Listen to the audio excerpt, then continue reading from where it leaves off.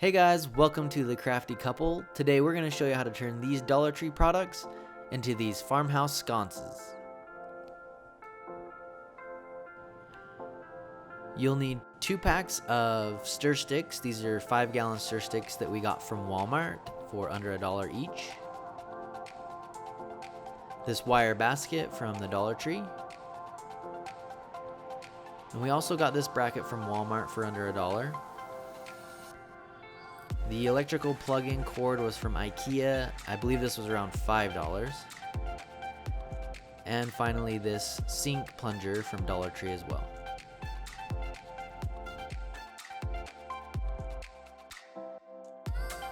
To get started, we're going to use 3 stir sticks for the long portion that connects to the wall and 2 stir sticks for the shorter portion that comes away from the wall.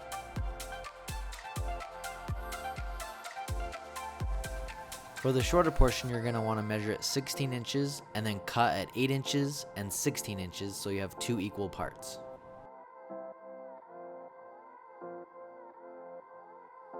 Once you've got all your measurements, I found it's easiest to just use the end of a stir stick and line it up for a straight line. And then I use this saw, we got it from the Dollar Tree. It's not the best, but it definitely gets the job done.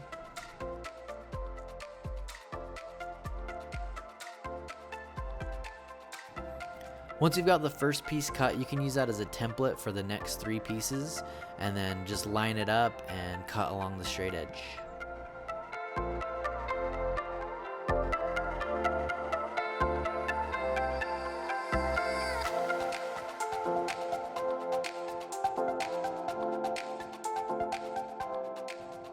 For the shorter part, I'm going to measure out 8 inches and cut the first section.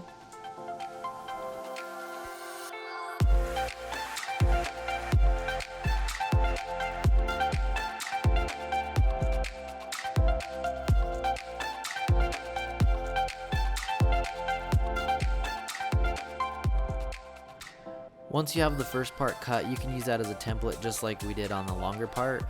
Just line it up on the rest of the stir stick and then make the cut at the end, and it will be another 8-inch section.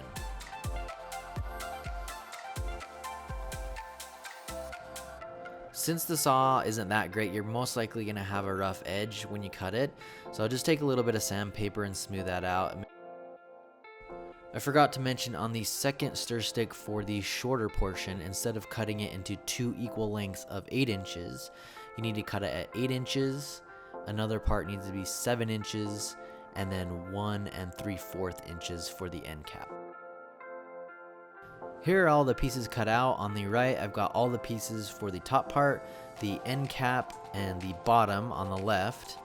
And on the right, I've got 3 8-inch pieces, 1 7-inch piece. The middle end cap is 1 3/4 inches, and the 3 on the left are the long ones for the bottom.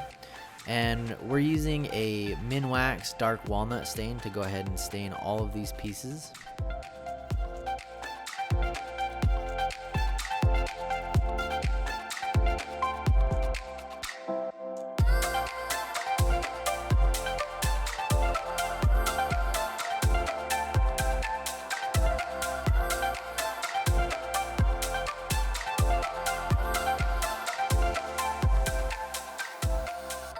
Now that we've got all the wood stained, we're going to move on to the sink plunger, and you're just going to take a razor blade to cut it in half. That way we can run the electrical cord.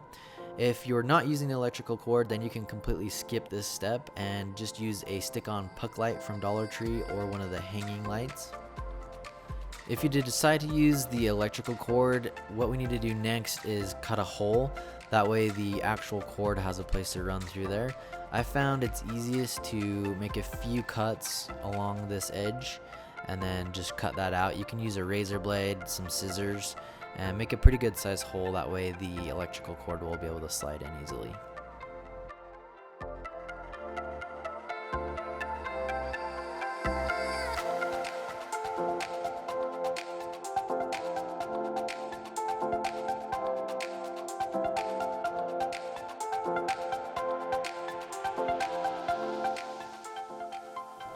So as you can see, we have a hole for the electrical cord. I actually went back and made it a little bit bigger. Just depending on what light you use, you may need to adjust it a little bit.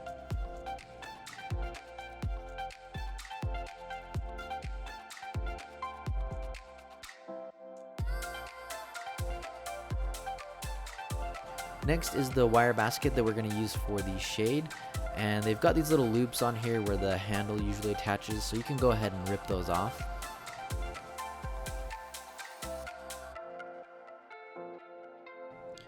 Now what we need to do is make sure everything's the same color. We use this Rust-Oleum chalk paint in charcoal color, and if you had the electrical cord in black, you wouldn't necessarily have to worry about this right now. Since it's white, we're going to go ahead and paint that, paint the sink plunger, and then also paint the shade just because it is a gloss color and we want to make sure it has that black matte finish.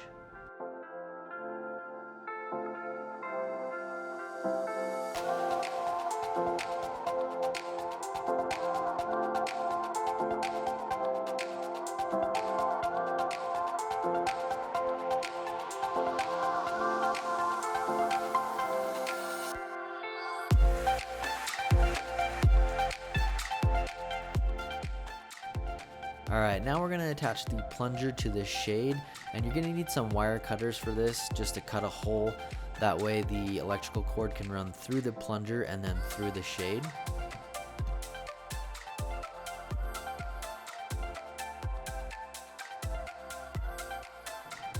This is what we were talking about before with the puck light from Dollar Tree. If you're not going to use the electrical cord, then you don't have to worry about cutting the plunger and the shade. All you have to do is glue that in there. They also have another light that's more of a light bulb that you can hang from the top, and either one of these options you don't have to cut the basket. Now we're going to cut the basket. I just tried to eyeball it and cut it in the middle, and you're going to want to cut a few of these links. And then what we're going to do is start bending them back so that we can fit the electrical cord in there.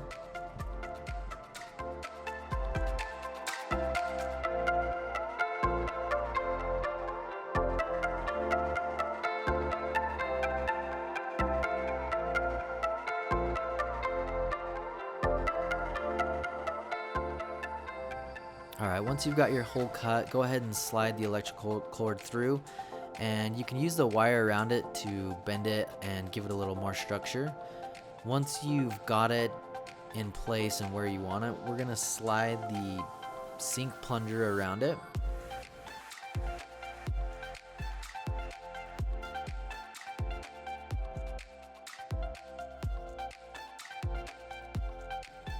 So we will be putting the seam in the back of the light, but to make it not as noticeable, just use a very small amount of glue.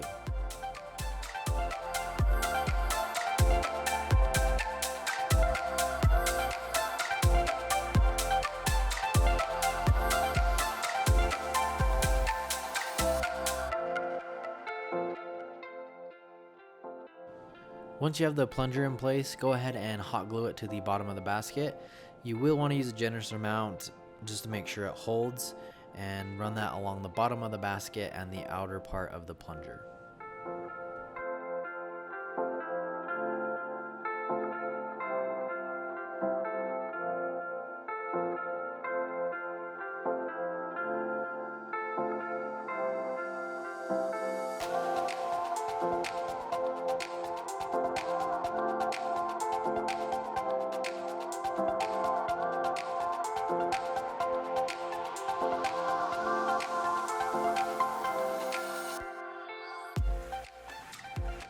Now that we have the light done, we can go ahead and start with the wood. We're going to start with two 8-inch pieces and glue them together.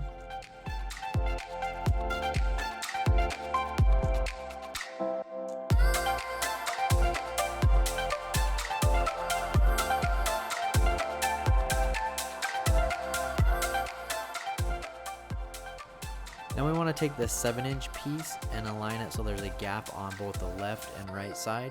That's going to allow the electrical cord to run through the center.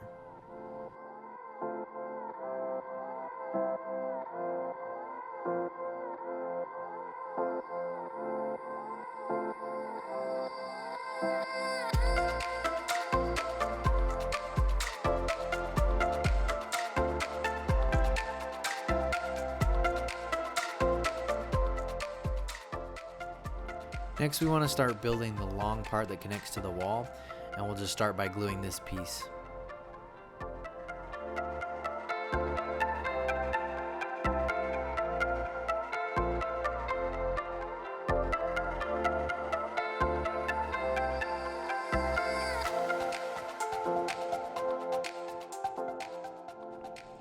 Next, we're gonna glue the front piece on, and we're just using hot glue for all of this. You can use E6000 or wood glue if you like.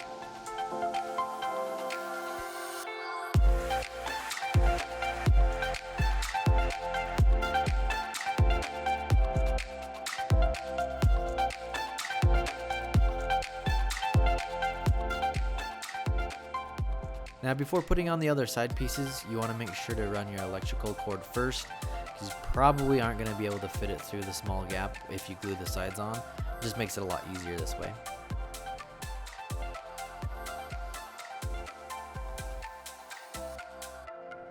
Once you have the cord in there, go ahead and glue the other side pieces on.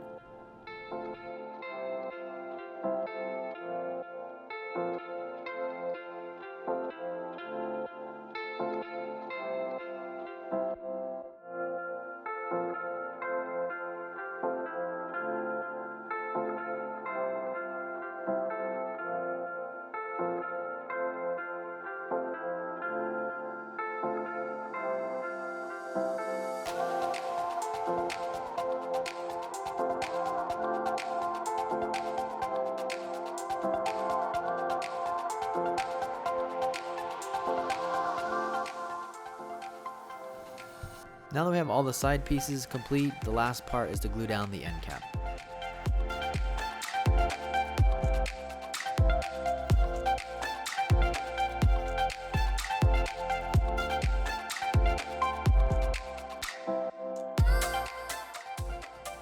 So right here you can see this little gap. That's why we cut the other piece at 7 inches. It left a gap right there, and then right here in the back for the cord to run through. Now that we have the sconce complete, the last thing that we need to do is hang it on the wall. Pick the place you want to hang your sconce and screw in your bracket. Now since this is a floating sconce, it should slide right on. And there you have it, a floating farmhouse sconce. Thanks for watching, guys. We hope you enjoyed the video. Make sure to subscribe to our channel and hit the bell icon so you can be notified every time we upload a new video.